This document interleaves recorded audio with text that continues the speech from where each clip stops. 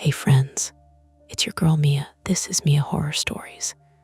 And tonight's story, the ice cream man in our town didn't sell ice cream, is told in darkness. The screen will stay black, so you can simply listen, imagine, and feel every moment without distraction. Trust me, the build-up matters, and the ending is where the real chill hides. So don't look away, and don't leave early. The first thing that went wrong was the dryer. Not wrong, nothing dramatic, no sparks, no smoke. Just the tiniest hitch in the rhythm. The steady thump, thump, thump of wet towels tumbling, and then a brief pause like it had swallowed a sock and needed to think about it. Then it started again. I stood in the laundry room with one hand on the metal door frame, listening like the machine had something to confess. The air was warm and lint sweet, that baked cotton smell that usually meant everything in my life was doing what it was supposed to. Above the washer, a single bare bulb buzzed faintly. I'd always meant to swap it for an LED and never did. "Don't stare at it like it's going to answer," Jonah said from the doorway. His voice was casual, but I caught the tiny strain in it, like he'd been rehearsing normal. He had his phone in his hand, screen bright against the dim hallway, thumb hovering over nothing. Behind him, the kitchen radio was playing some local station too low to make out. A voice, and then music, and then a different voice. "I'm not staring," I said. "I'm listening." Jonah stepped closer, leaned in as if he could hear something I couldn't. He smelled like cold air and cedar soap. He'd been outside earlier, hauling boxes from his trunk in that determined way he had whenever he was trying not to seem stressed. "Sounds fine," he said, but his eyes flicked to the floor drain in the corner. A round metal grate with rust around the edge. The kind you don't notice until you do. "It did a pause," I told him. "The dryer paused," he repeated, like he was translating my sentence into something harmless. "Okay, it's a dryer." I wanted to let it go. I really did, but I'd been on edge all day, and I didn't like the way my brain kept counting little irregularities and stacking them up like evidence. My mother used to call it catastrophizing. She'd say it the way you say bad habit to a kid picking scabs. Jonah called it your crime documentary thing, like it was cute. It wasn't cute when I couldn't stop. "I'll switch the load," I said. I opened the dryer. Heat rushed out and fogged my glasses for a second. Towels, jeans, the beige bath mat we'd bought because it was neutral. I lifted the bath mat, and there it was. A thin strip of paper, folded once, stuck to the damp rubber backing like it had been pressed there on purpose. It wasn't a receipt, not the usual junk you find in pockets. It looked like someone had torn it from a notebook. The edges were ragged. Lines were faint blue. The fold had been creased hard. Jonah saw it in my hand and made a noise that might have been a laugh if it didn't die in his throat. "Okay, that's weird," he said. I held it up under the buzzing bulb. The paper was smeared like it had gotten wet and dried. The writing, blocky, heavy, was still legible. "Can you hear me down here?" The question mark was a deep puncture through the page. For a half second, I just stared at it, waiting for my brain to file it under a normal explanation. Kid's prank. Old note stuck in something secondhand. Jonah messing with me. But Jonah didn't do this kind of thing. He could barely keep a surprise birthday dinner secret without his face giving it away. He took the note from me, turned it over like there might be an answer on the back. There was. Only the faint impression of whatever had been written on the next page in the notebook. "That's," he swallowed. "That's not from us. Check your pockets," I said immediately, too sharp. My voice came out the way it does, when I'm trying to control a situation by being in charge of it. Jonah patted his jeans. I'm not the one who writes notes and hides them in appliances. I don't write notes like that, I said. Then, softer, do you? He looked offended, and then the offense shifted into something else, concern maybe, or the beginning of it. He handed the note back like it had weight. I didn't, he said. But this isn't funny. I nodded, because my chest had started doing that tight thing it does when I want to sprint and can't see where to run. The house was older than either of us liked to admit. A split level outside of Pittsburgh, built in the 70s, with paneling in the lower den and a basement that smelled permanently of concrete and old paint. We'd bought it 3 weeks ago because the school district was good and the price was reasonable, and the inspection report didn't scream catastrophe, just normal things, moisture readings on the low side, a few hairline cracks, the recommendation to regrade the yard by spring. Jonah had been excited in a way that scared me. He walked through rooms talking about what we could do, like the house was already behaving, like it had no history, like walls didn't hold things. I was the one who had insisted we replace the locks the first day. I was also the one who still checked the closets before bed. My name is Mara Collins. I'm 29. I'm the kind of person who double checks that the stove is off and then takes a photo of it, just to be sure. I tell people it's because I'm visual. The truth is, I don't trust the feeling of certainty. It slips too easily. Jonah shifted his weight, eyes on the stairwell that led down to the den, and then another half flight to the basement door.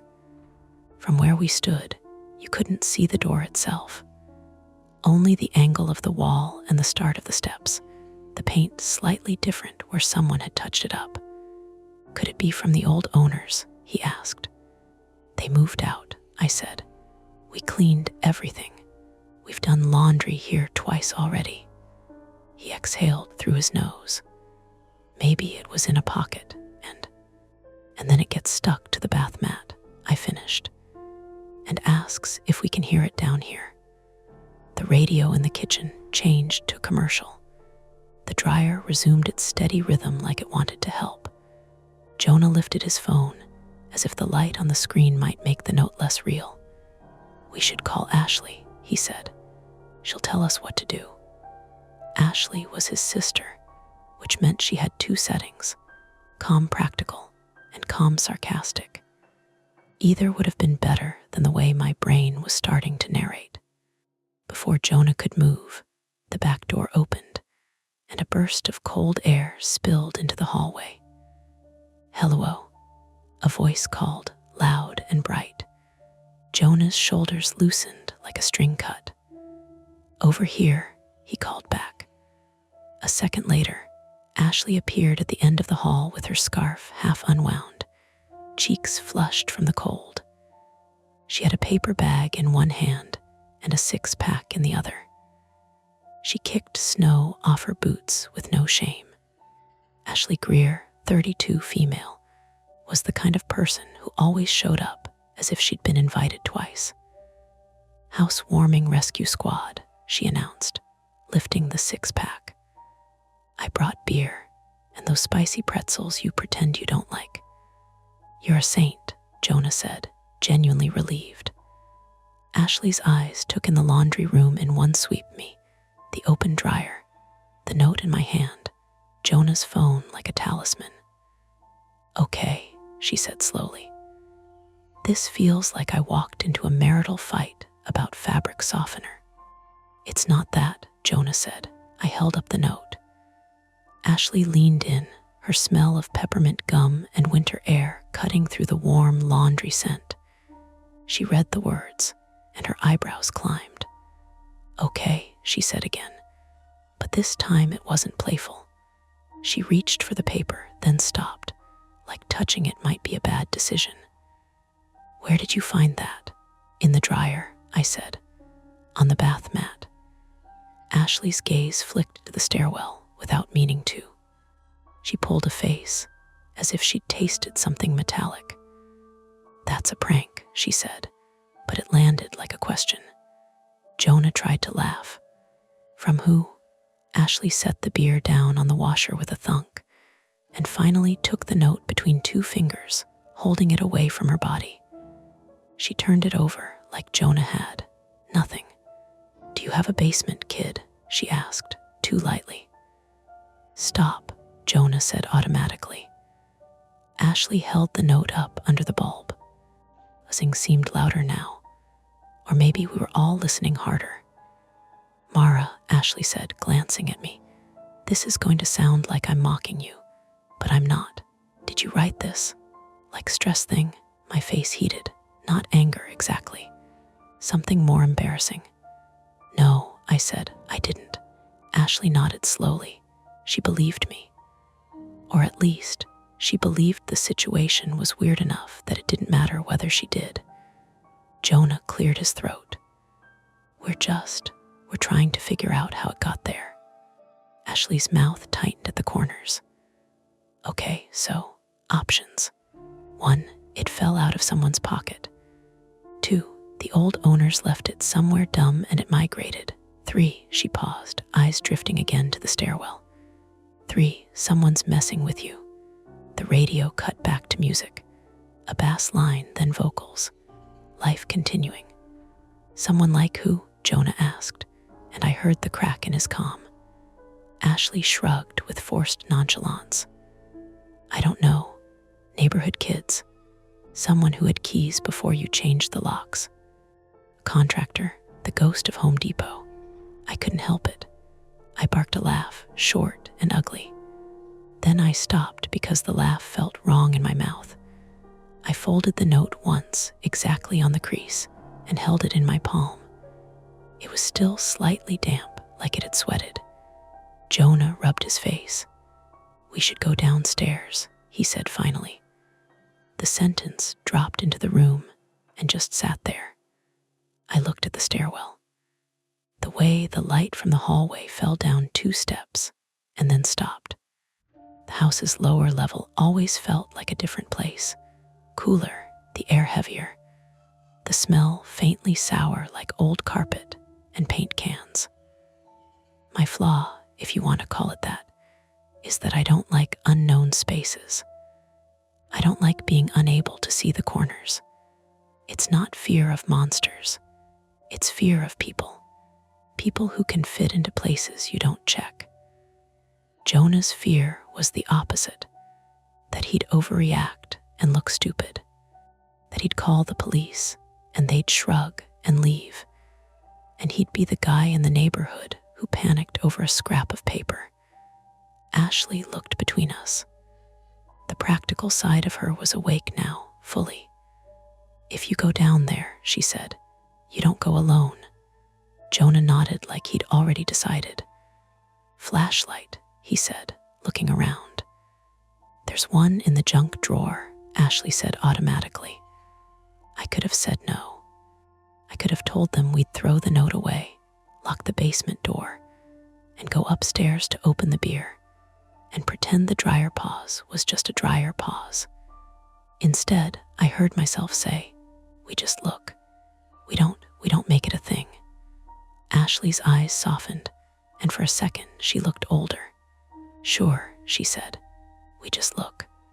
Jonah reached past me to shut the dryer door with a firm click, like sealing a truth inside a machine. The dryer resumed its steady rhythm. The bulb buzzed. We stood at the top of the stairs, 3 bodies in a narrow hall, and listened to the normal sounds of a house trying to be a house.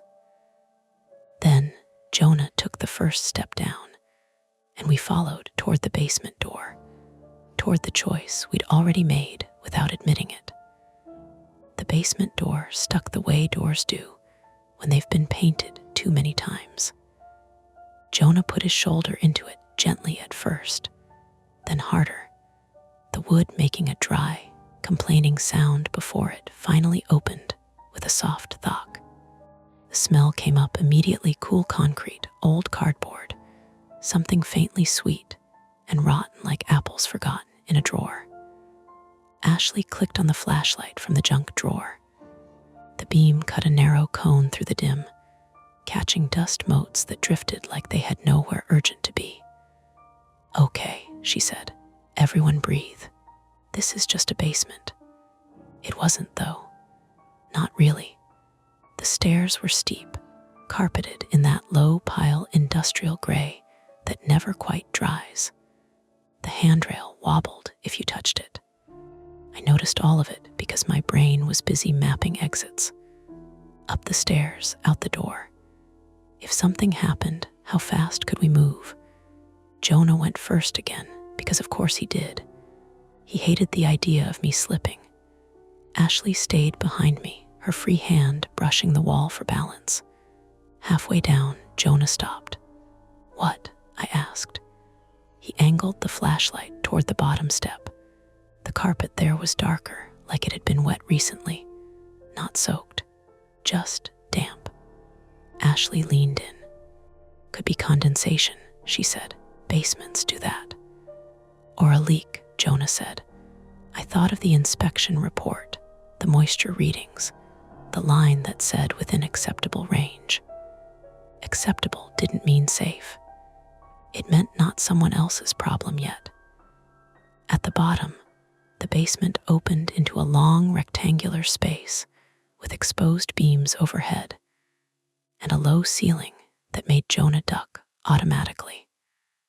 The walls were painted a tired off-white, chipped in places. Shelving units lined one side, stacked with paint cans, old tools, boxes labeled in a stranger's handwriting. The other side was mostly empty, except for the furnace and the water heater tucked into the far corner behind a half wall. The flashlight beam swept across the floor. "Jesus," Ashley said softly.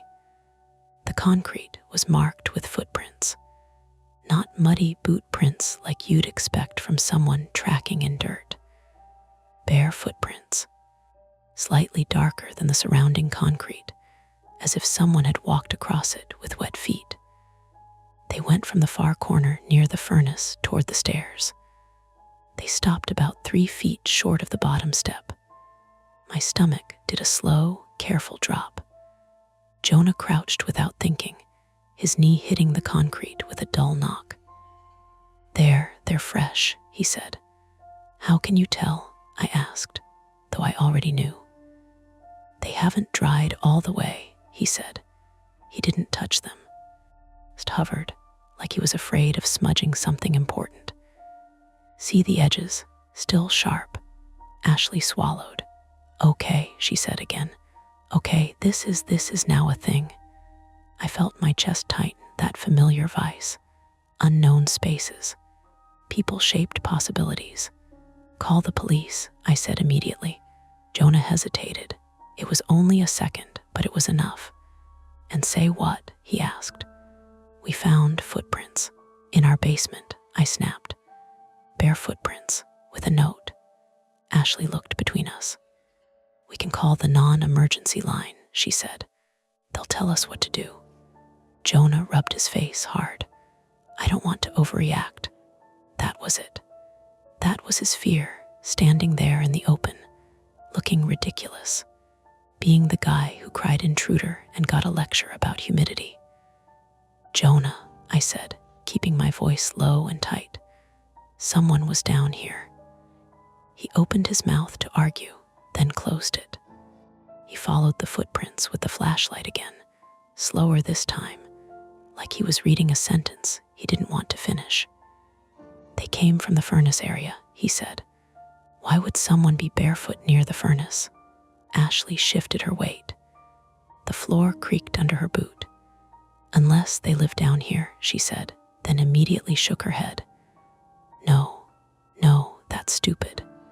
"Forget I said that." The furnace clicked on with a sudden whoop, air rushing through the ducts overhead. I flinched despite myself. Okay, Ashley said briskly. New rule. No one splits up. Jonah, call the non-emergency line. Mara, take photos. Document everything. Jonah pulled out his phone. No bars. He frowned, turned it, tried again. That's weird. My phone buzzed in my hand as if on cue, one bar, then none. The basement ate signal. Of course it did. Great, Ashley muttered. Basement's a dead zone. We should go back up, I said. Call from the kitchen. Jonah nodded, then paused. His flashlight beam had stopped moving. What? I asked. There's water, he said. He stood and walked toward the furnace, slow and deliberate. The footprints led there, but he didn't follow them exactly. He stepped wide, like he didn't want to overlap. Behind the half wall, the floor was visibly wet. A thin sheen of water spread across the concrete, reflecting the flashlight in a dull shimmer. It wasn't gushing. It was worse, quiet. Is that? Ashley started. Water heater, Jonah said. Or a pipe. The water heater was old beige, with a dent on the side. A thin stream of water trickled from a valve near the bottom, running along the floor toward a drain set into the concrete near the wall. The drain I'd noticed upstairs. The rusted grate. My brain snapped into logistics mode because fear loves something to organize.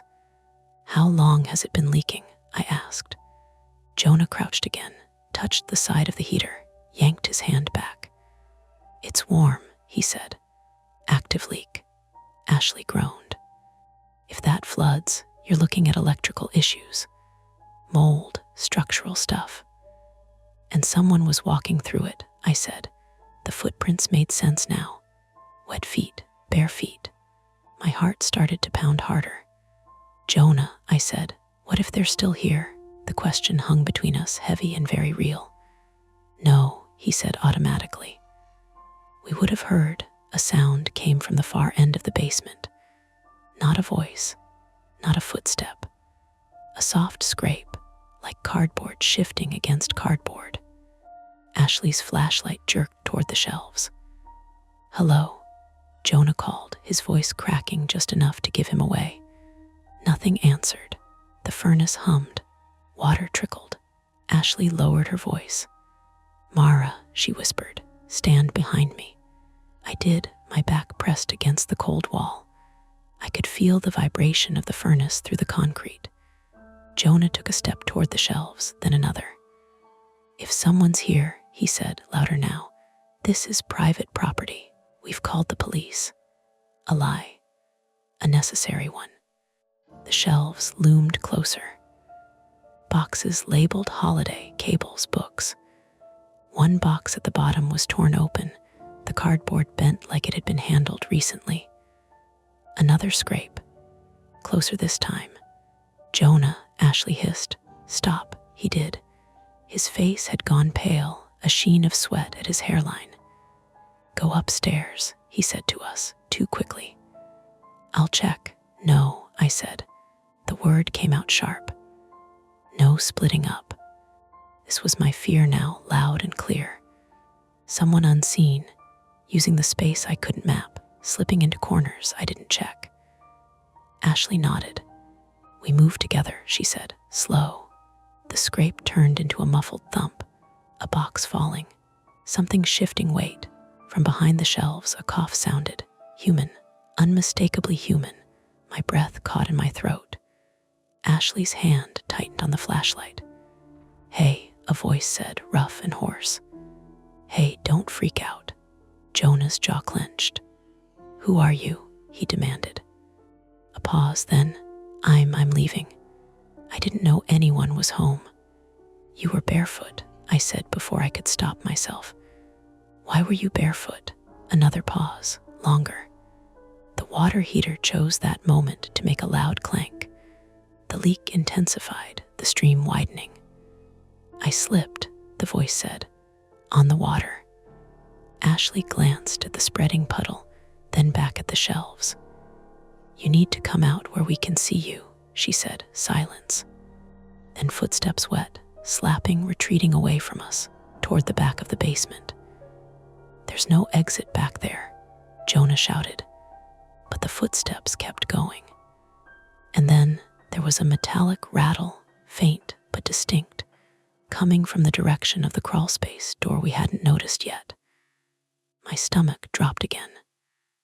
"There is now," Ashley said quietly. The water kept rising, inch by inch, creeping toward the base of the stairs. Stood there, three of us, trapped between a flooding basement and a person who knew the hidden spaces of our house better than we did. And none of us had signal. The crawlspace door was a rectangle of darker wood set low into the back wall, half hidden behind a leaning shelf of paint cans. Once you noticed it, you couldn't unsee it. The little metal latch at the top rattled again, harder this time, like someone testing it. "He's not supposed to be back there," Jonah said, more to himself than to us.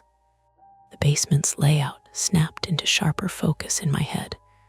Stairs behind us, furnace and water heater to the right, shelving and boxes along the left wall. Crawlspace dead ahead, low and narrow, probably running under the den and part of the kitchen. A place you'd only know existed if you'd gone looking. The water crept closer to the stairs, thin but persistent. It touched the bottom step and soaked into the carpet immediately, darkening it. Ashley swore under her breath. "If that hits the electrical panel, where is the panel?" I asked.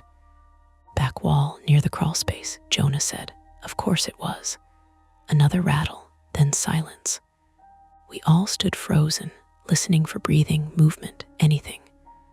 The furnace kicked on again, a sudden roar of air that made me jump. For half a second, the sound twisted into something like footsteps, fast and heavy, and my heart slammed against my ribs. Ashley snapped the flashlight beam upward, wild. Then it settled. Just the ducts. Just forced air. "Okay," she said, voice shaking despite her effort. That's just the furnace. That was nothing." Misdirection, my brain whispered. "Don't trust it anyway." Attempt one came out of sheer instinct. "Jonah," Ashley said, "shut off the water main. That buys us time."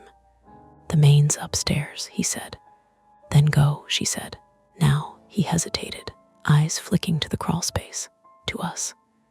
"I'll be fine," I said, even though the words tasted like a lie. "We stay by the stairs." Jonah nodded once and bolted up the steps 2 at a time, slipping slightly on the wet carpet, but catching himself on the handrail. The basement door slammed shut behind him. The sound echoed louder than it should have. Ashley and I stood back to back without discussing it, her flashlight aimed at the crawlspace door, mine my phone, useless as a light, but still clenched in my hand aimed at the shelves. "Talk to me," she murmured. "Keep your voice steady." "About what?" I whispered. "Anything." I focused on something solid. "The footprints," I said. "They were adult-sized, narrow, maybe a man. Barefoot in winter," Ashley said. "That's not great." A faint scraping came from the crawlspace again, followed by a soft grunt. The latch rattled, then stopped. "He's stuck," Ashley whispered. "Or he thinks we are." My calves started to burn from standing tense, knees locked. The air felt colder down here, damp seeping through my jeans. Then something hit the back of the shelves. Not hard, a bump. Enough to make a paint can wobble. I gasped before I could stop myself. Ashley raised the flashlight, beam shaking. "Don't," she said sharply. "Don't react." The wobbling can tipped and fell, clanging loudly against the concrete. The noise ricocheted off the walls, deafening. And then nothing. Silence except for water and furnace. My heart pounded so hard I felt dizzy. "That was him," I said. Ashley swallowed. "Or gravity." We waited. Seconds stretched. My hands tingled. Another sound came not from the crawl space, but above us. A thud on the ceiling. Then another, farther away. "He's running," I said. "He's under the house." Ashley's eyes widened. Crawl space connects to the front. If there's an exterior vent, a new noise cut her off, the basement door handle rattling. Relief and fear collided in my chest. "Mara," Jonah's voice, muffled but unmistakable. "Water's off." But the handle rattled again. "Harder, Jonah," Ashley called. The rattling stopped. For a terrible second, no one spoke. Then the handle turned slowly. The door opened.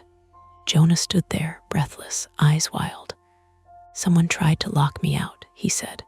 "There's a chair wedged against the kitchen door." That was attempt one, partial success. The water slowed to a stop, but the problem had multiplied. "He knows the house," Ashley said, "or he's learning fast." Attempt two was riskier. "We need to get out," I said. "Front door together." Jonah shook his head. "If he's under the house, he'll hear us. He could come up through the crawl space again." "And the basement's flooding," Ashley said. "We can't stay."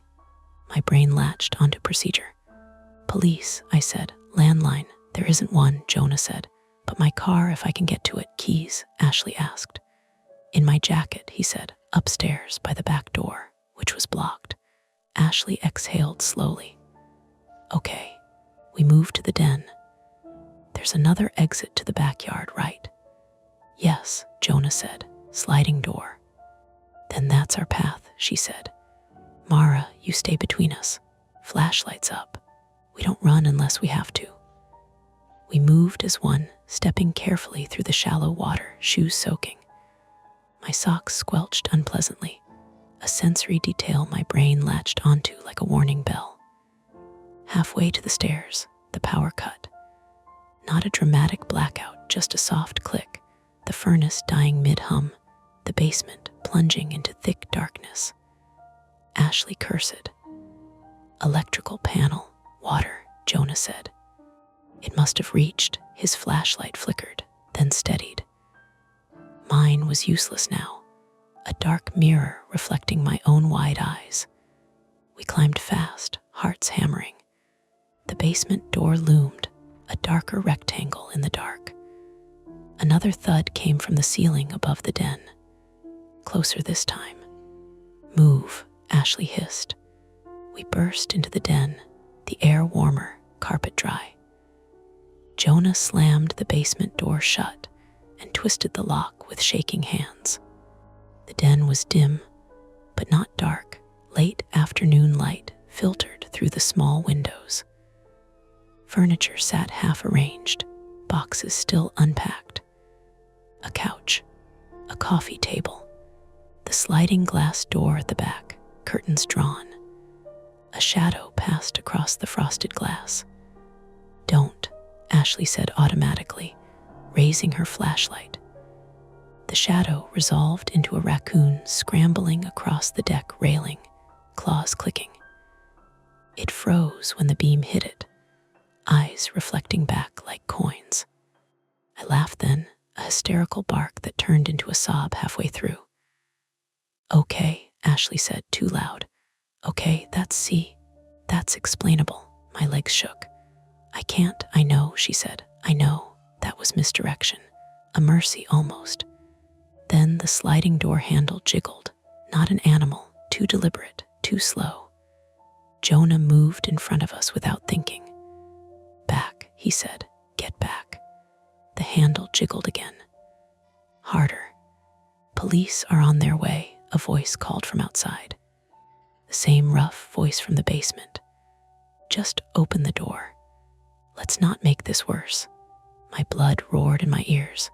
"That's a lie," Ashley whispered. "They don't announce like that." The handle jerked sharply. The glass rattled in its frame. Behind us, a new sound, wood creaking, from the hallway leading to the front of the house. Footsteps. Inside. "He's in," Jonah said hoarsely. The den suddenly felt too small, the exits collapsing in my mental map. The sliding door banged once more, then stopped. Silence. And the front door slammed upstairs. A lock clicked. Ashley's face went pale. "Point of no return," she said quietly. We were trapped inside our own house, lights out, water rising below us, and the person who knew the hidden spaces best had just sealed the obvious way out. The first thing I noticed was the smell. Not the wet basement smell, not the stale cardboard and old paint. This was sharper, hot plastic, the faint tang of something electrical overheating. Ashley noticed it too. Her nostrils flared, and her eyes went past Jonah's shoulder toward the hallway like she could see through walls. "Panel," she whispered. "Something's arcing." Jonah had his back to the den door, one hand on the knob like he could hold the whole house shut by force. The flashlight in his other hand threw a jittery circle of light on the carpet. I was crouched behind the couch, knees to my chest, because sitting on the floor felt like being smaller made me safer. It didn't. From upstairs, a drawer slid open. Then another, slow, deliberate, like someone shopping. "He's looking for keys," Ashley murmured, "or something sharp." "Why lock us in then?" I asked. My voice came out thin. Ashley's jaw tightened. "Control. He wants you to feel it." A thump from the front of the house, boot against wall, maybe. Then the creak of the stair landing. Footsteps started down toward the den. Jonah's shoulders went rigid. He whispered, "No, no, no," like bargaining with physics. Ashley raised her flashlight, beam pinned on the den doorway. "We don't wait for him to pick us off," she said, low and fierce. "We move. We make noise. We make it messy." I shook my head before she even finished. "He's between us and the front door." "Then we don't go that way," she said. Jonah glanced at the sliding glass door, curtains still drawn. Outside, the deck, and then the backyard sloped down to a row of bare trees. The neighbor's house was visible through them, lights on, normal life happening within shouting distance. "The slider's locked," Jonah said. I checked.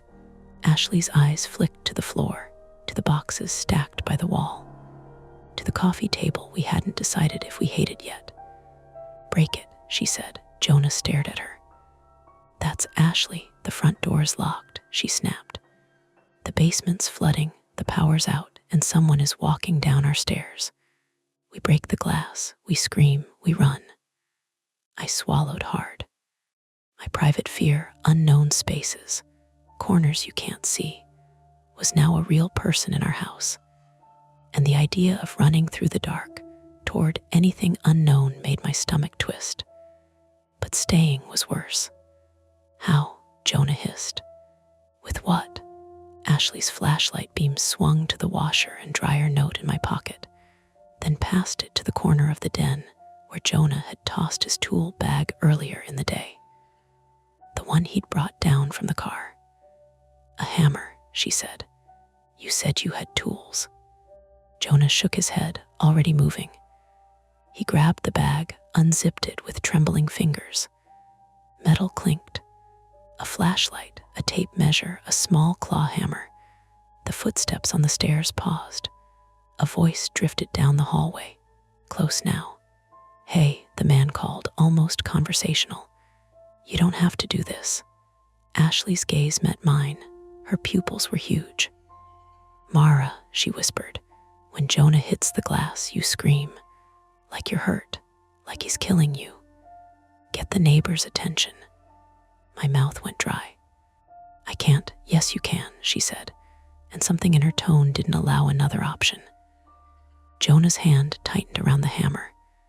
He looked at me, apologetic and terrified all at once. "I'm sorry," he mouthed, as if breaking our own door was a sin. The den doorway creaked. A silhouette filled it, broad shoulders, a hood, the shine of wet fabric. The flashlight caught the edge of his face. Stubble, chapped lips, eyes too bright. His feet were bare, wet, toes pink with cold. He held something in his hand. Not a knife, a long screwdriver, the kind you'd pull from a tool belt. "My God," Ashley whispered. The man's gaze flicked between us, the hammer, the sliding door. He swallowed like he hadn't expected the hammer. "Listen," he said, voice rough. "I'm leaving, I swear. I needed a place for a night. The crawl space, I didn't think." "You wrote the note," Jonah said, hoarse. "You put it in our dryer." The man's face twitched. Shame or anger, I couldn't tell. "I didn't put it in your dryer," he said too fast. "I put it by the vent. It must have."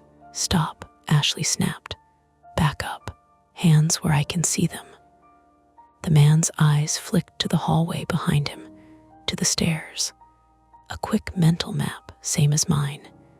He took one step forward instead. Jonah lifted the hammer. His arm shook. "I don't want to hit you," Jonah said. "I don't." The man's mouth tightened. "Then don't." He moved suddenly, lunging toward Jonah, not to stab, but to shove past him toward the den door, toward the hallway, toward whatever he wanted upstairs. Ashley reacted first. She slammed her shoulder into the man's side, driving him into the wall. The screwdriver clattered to the floor, skittering across the carpet toward me. The man cursed, a sharp, ugly sound. He swung his elbow backward and caught Ashley in the cheekbone. The crack of impact was sickeningly solid. Ashley stumbled, hand flying to her face, blood already bright on her fingers. I screamed, not acting, real. Jonah surged forward, hammer raised, but the man grabbed Jonah's wrist with both hands and twisted hard. Jonah yelped genuine pain, and the hammer dropped. It hit the carpet with a dull thud.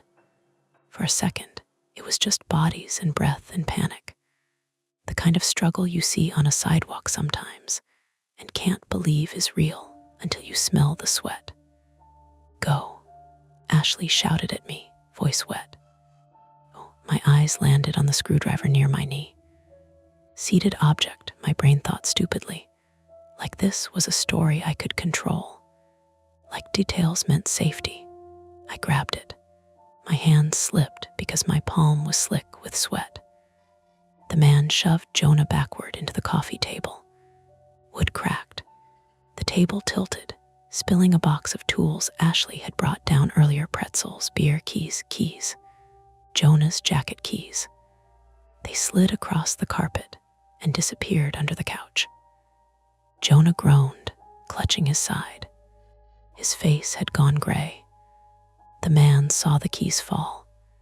His eyes lit with desperate calculation. He dove toward the couch. Ashley lurched after him, but she was off balance, blinking through blood. She grabbed his hoodie, fingers tangling in fabric. He yanked free. The hoodie ripped at the seam, exposing a dirty thermal shirt underneath. He crawled halfway under the couch, arm reaching.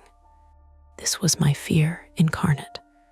A person disappearing into a space you can't see, where you can't tell what he's doing until it's too late. I didn't think. I acted. I dropped to my knees and slammed the couch's edge down onto his forearm. He screamed a raw animal sound, and his head banged the underside of the couch. He thrashed, but his arm was pinned awkwardly, wrist twisted. "Help me," I yelled, voice cracking. Jonah, coughing, pushed himself up and grabbed the couch from the other side, levering it down harder. The man's shoulder popped in a sound I will never forget, like someone snapping a thick rubber band. He shrieked again, then went silent except for harsh panting. Ashley, shaking, fumbled in her pocket. "I have," she gasped. "One bar, call," I said. "Call now." Her phone screen lit, dim but alive. One bar, flickering. She jabbed at it like it was a bomb. 911, the man bucked beneath the couch, trying to drag his arm free. His fingers scrabbled along the carpet, searching blindly. They found the keys. I saw it, his hand curling around the metal ring. No, Jonah rasped, and shifted his weight, pressing down with everything he had. The man's grip loosened. The keys slid from his fingers and clinked against the screwdriver in my hand. Ashley's phone connected with a crackle. "There's a man in our house," she said, voice shaking but clear. "He broke in. He's in the den. She sucked in a breath, eyes wide. "We're holding him, please, holding him, like we were the bad guys." The smell of hot plastic got stronger. And then from the hallway, a faint snap and a hiss. Jonah's head jerked up. That's smoke curled under the den door frame, thin and gray. Ashley's face went blank with shock. "Electrical," she whispered. The panel, the basement water had reached something after all. Or the intruder had, or both. The man under the couch started laughing. Not loud, just a breathy, broken sound. "You're gonna burn," he whispered, voice muffled by upholstery. My stomach turned to ice. "Get him out," Jonah choked. "We have to get out." Ashley's phone was still pressed to her ear. "We need fire," she said, voice rising.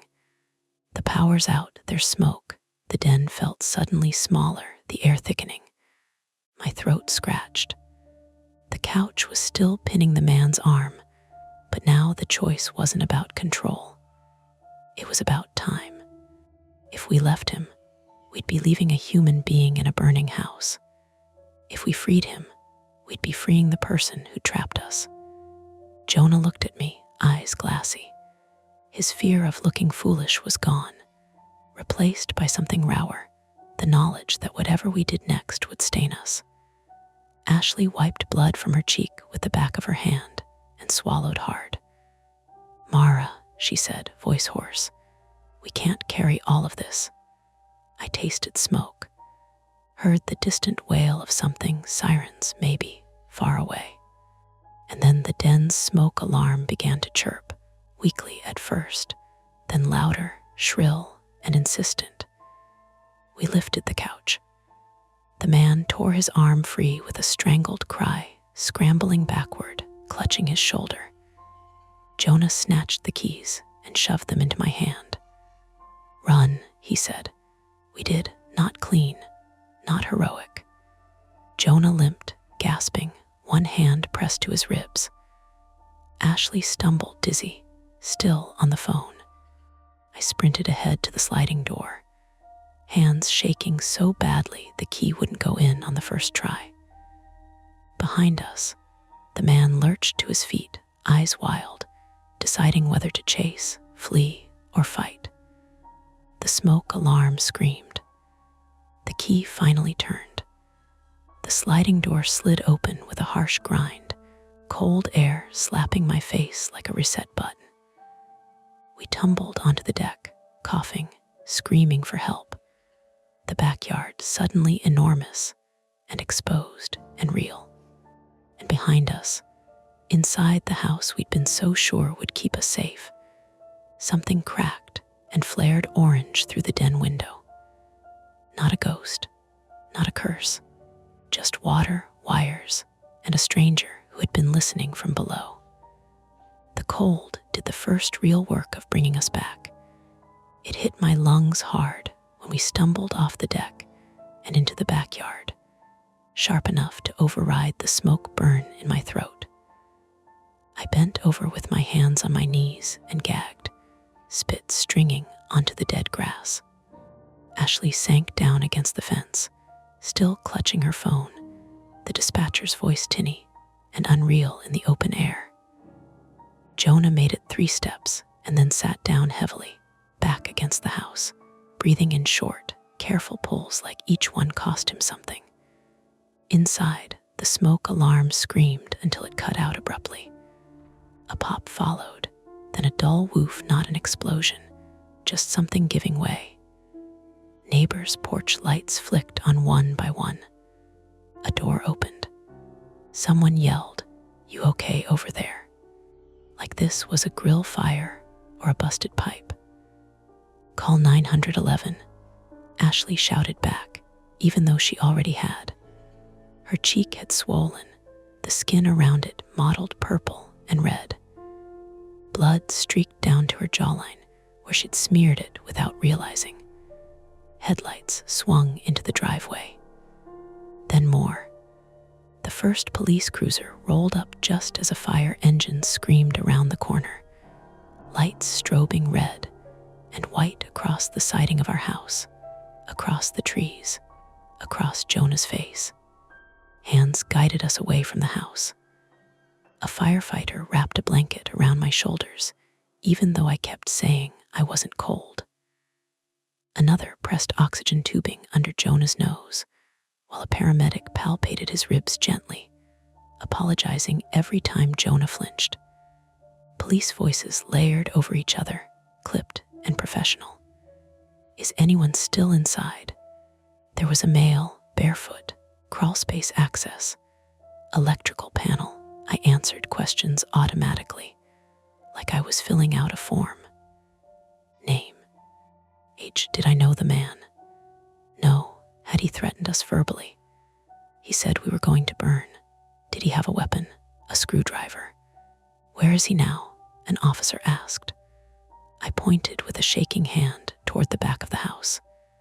He went that way, I said, even though I hadn't seen him leave. It felt important to be precise, even when precision was a lie. They found him curled behind the neighbor's shed 10 minutes later, shoulder hanging at a wrong angle, teeth chattering so hard the cuffs rattled. He didn't resist. He kept saying, I didn't mean to no one in particular. The fire was contained quickly. Not nothing, there was damage. The electrical panel was charred, black spiderwebs crawling up the studs. The basement ceiling was soaked, where firefighters had sprayed through the den floor. But the house still stood. The crawl space was longer than the inspector's diagram suggested. It ran under the den, the kitchen, and part of the front entry. There was an exterior vent behind a hedge, loose enough that someone thin and determined could squeeze through. The intruder had been sleeping down there on and off for weeks, according to the officer who briefed us later. He'd lost his job, then his apartment. He'd been moving at night, listening, learning the rhythms of houses like ours. Why the note? Jonah asked hoarsely from the back of the ambulance. The officer hesitated. He says he didn't put it in your dryer, he said. Claims he wrote it weeks ago and left it by the vent. Might have gotten picked up when you ran the HVAC. Hard to say. Hard to say. That phrase lodged in my chest and stayed there. Ashley got 3 stitches on her cheekbone and a concussion diagnosis with a list of things she wasn't supposed to do that week. No screens, no alcohol, no driving. She laughed when the nurse told her, then cried without warning, face collapsing in on itself. I held her hand and counted her breaths, because it was easier than counting my own. Jonah's ribs were bruised but not broken. He took shallow breaths for days afterward and apologized every time he winced, like pain was something he should have planned better. I had smoke inhalation and scrapes on my knees and palms. The ER doctor asked if I wanted to talk to someone. I said yes. And then, when the social worker showed up, I couldn't find the words. Everything I tried sounded like an overreaction. We didn't sleep in the house that night, or the next. The insurance company put us in a hotel near the highway, the kind with thin walls and a continental breakfast that tasted like paper. Jonah slept sitting up in a chair because lying down hurt. Ashley slept with the bathroom light on and woke up every hour. I lay awake listening to doors slam in the hallway and tried not to map the exits. Statements were taken, photos snapped, evidence bagged. The screwdriver was logged. The hammer, too. The torn hoodie. The footprints photographed before the water erased them. The note went into a clear plastic sleeve. "Do you want it back?" the detective asked me later. I shook my head. The paper looked smaller in the sleeve, less accusatory, like it had already said everything it was going to say. The man was charged with breaking and entering, assault, criminal mischief. The fire was ruled accidental, water intrusion into compromised wiring. The house inspector came back with a longer list this time, his pen tapping thoughtfully at the crawlspace diagram like it had personally offended him. Friends brought casseroles we didn't eat. Neighbors waved too hard. Everyone had a story about a cousin or a coworker or a thing they'd heard once on the news. Jonah installed new locks again, and motion lights, and cameras that pinged his phone whenever a raccoon crossed the yard. He checked them obsessively, then apologized, then checked them again. Ashley went back to her apartment after 3 days and left a toothbrush behind. She texted me pictures of her bruise as it faded, purple to yellow to nothing, like proof that things healed. I started therapy. I learned words for what my body was doing: hypervigilance, startle response. I learned grounding techniques that worked until they didn't. The house smelled different when we moved back in. Cleaner, sharper, like it was trying too hard.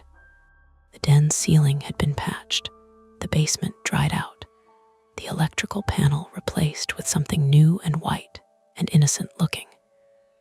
The crawlspace vent was sealed with a metal grate screwed tight into the brick. I watched them do it. We never played hide and seek in the basement. Not that we ever had before. The idea had just existed. A joke Jonah made once about future kids. I laughed then. I don't now. Life resumed in the ways it always does. Laundry, work, groceries. Jonah fixed the dryer. It paused once, weeks later, and I felt my heart stutter until it started again. The last thing small, stupid came when I was putting away winter coats.